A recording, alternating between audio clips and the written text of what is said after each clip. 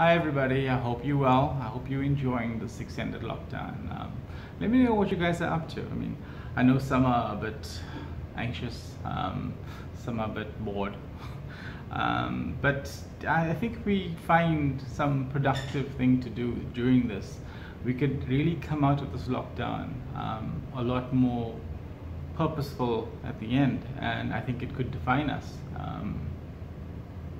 If we just find things to get to that are going to add value to us at the end. And I, for one, have a pile of books that I've always said if I ever have time, I will read. And I think some of them are there. It's a huge pile, and this is the time. So I know it's daunting. I know it's a bit scary. It's a bit anxious. This is a lot of fears, financial issues. But I think if we just try and remain as positive as possible, we'll find a way. And yeah, so just let me know how you guys are doing. Oh, sorry for the hair. This is the lockdown hair. My hair grows very fast, and I'm quite curious to see how what it's going to look like at the end.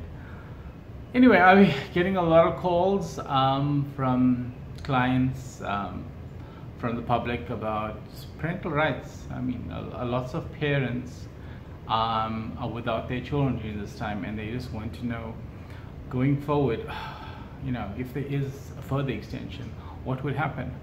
The lockdown started, and at the time when it did, whomever children were with, they were going to be with that parent or guardian for the duration of the lockdown. And then about a week or two thereafter, it was further defined and says, well, if there is a court order in place, or if there's a parenting plan that has been endorsed, then the children could move between parents, obviously subject to the condition that they haven't been in contact with somebody that has the virus. I think that applies across the board.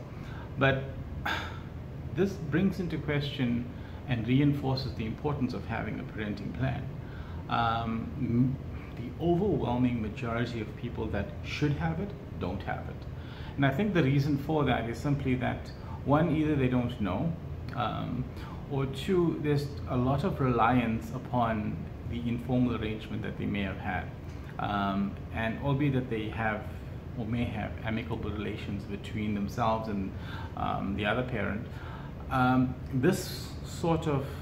what's happening currently reinforces the need to have a structured agreement, not just an agreement between the parties, but an agreement that is endorsed by the family advocate.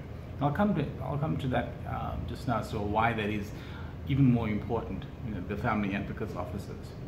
But essentially, a parenting plan, for those that don't know, is a document in which the parents or the guardians would define as best as they could, and to the complexity that they think is necessary, what should happen in terms of arrangements for their child or children.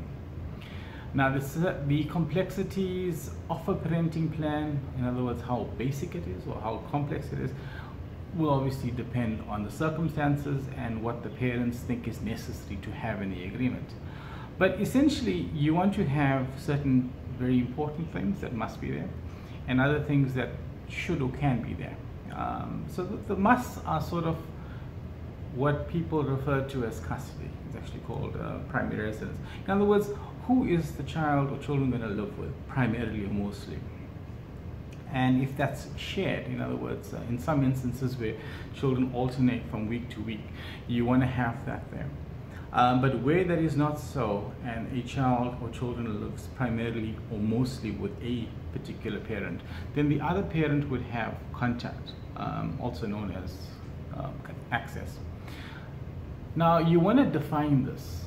You want to make sure that access, or the kind of access in terms of contact, is, you want to, it should be, you want to have it with sufficient detail so that there is clarity and certainty, and so the parties can, going forward, they will be in a position to make plans, to be able to make arrangements for holidays, etc.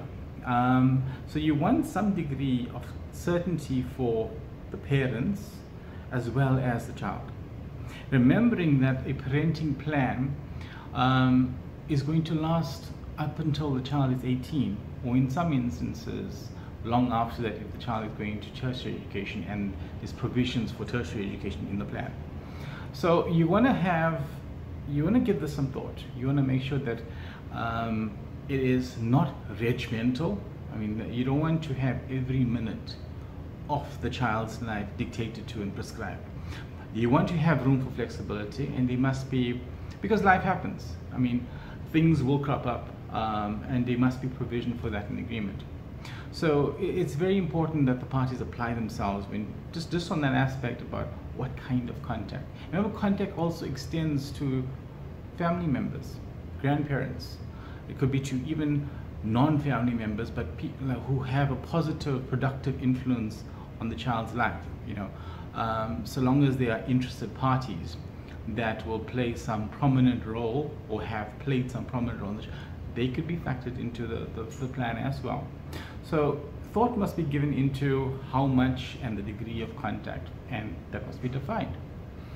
Then there's other issues that must be there, such as maintenance. In other words, how much monetary contribution, how are you going to work that out, when is that payable, how will it escalate in the event of the parties not agreeing. You know, understand that in most instances the parties do not agree.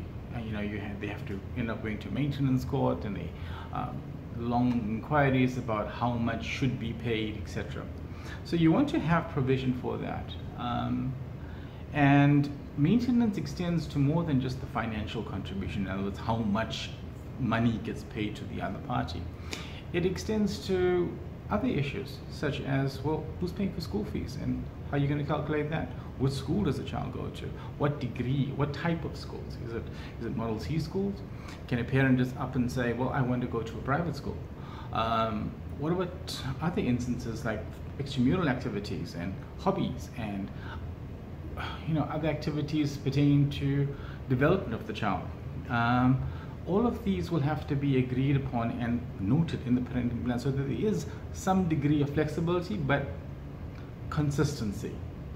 And this is the reason why a parenting plan actually aids in the development and maintenance of the child, because going forward you want to have some degree of consistency. The parties, understandably, once either they're separated, or in the case of unmarried parents, the likelihood of them at a later date marrying somebody else or settling down with somebody else is very probable. So you don't want at that point in time the parties now have to go and approach each other. It's trying to get some sort of where the parties have already now settled down with other people, and it just creates too many influencing factors as to why an agreement can't be reached then. So you want to do this as fast as possible, and remember, this is always in the best interest of the child. So the other aspects that would go into this is, for example, let's just say the parties come from different religious backgrounds. They want to be confine and define what would happen for the child in terms of what cultural activities and influences and factors that the child will be brought up in. The involvement that the parties will have in the child's school life, the movement of the child. So all of there's a whole host of other clauses that could possibly apply. And the reason that this is very important is because, like I said, you want to have some sort of defined structure for your children. And once you have agreed upon a broad context of an agreement and that's signed, you want to have that endorsed by the family advocate. Now, the family advocate's offices are there simply to ensure that the best interests for the child or children have been agreed upon and provided for in the agreement.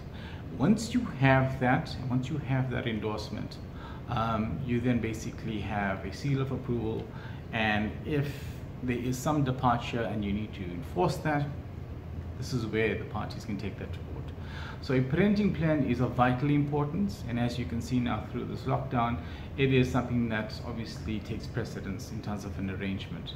So people are strongly advised to put down a parenting plan.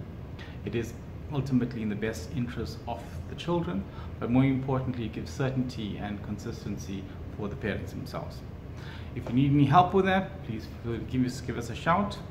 But until then, take care, and yeah, let's get through this lockdown together. Cheers.